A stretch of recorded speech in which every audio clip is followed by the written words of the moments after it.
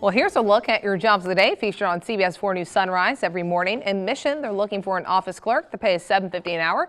3 years of experience is needed, as well as a high school diploma or GED.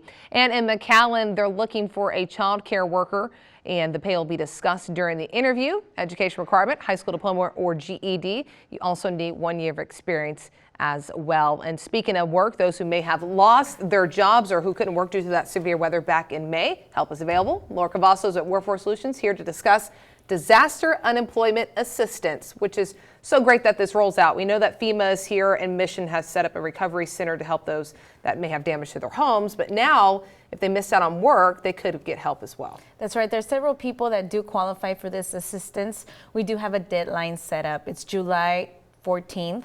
So we need to make sure that everybody that qualifies has already applied for this assistance. And some of the people that qualify may be because they no longer receive assistance or never did qualify before. If they're victims of the flooding or the rain that occurred at the end of May, then they could possibly receive benefits after this. If you're self-employed and you had a loss of maybe your business or workers couldn't go, you can also receive some sort of benefits. So there's lots of people that could qualify for this. The best thing to do is to call the Texas Workforce Commission. It's a state agency and they're in charge. We are in connection with them, so we help our customers that come in get the information necessary, but it is processed through the state of Texas. So we need to make sure that everybody in Hidalgo County that was affected by this gets the benefits that they can qualify for. Yeah, there are several counties in Texas, and like you said, Hidalgo is one of them, and luckily you have offices there that people can come if they need that help, because it's better to ask if you qualify than just count yourself out and you could be missing out on some funding there. That's right. The best thing to do is to call them directly.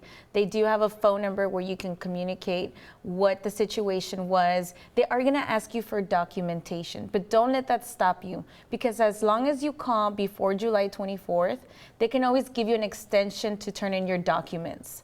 So just because you don't have all your documentation together doesn't mean you can file right now.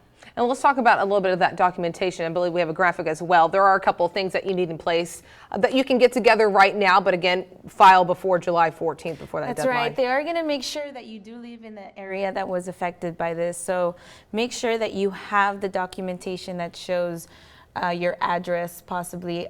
You can also talk to them about your business as well. If your business lost any type of produce, maybe. Right. If we have a lot of farming in the area, a lot of agriculture, so it's important that you communicate. Their phone number is 800-939-6631.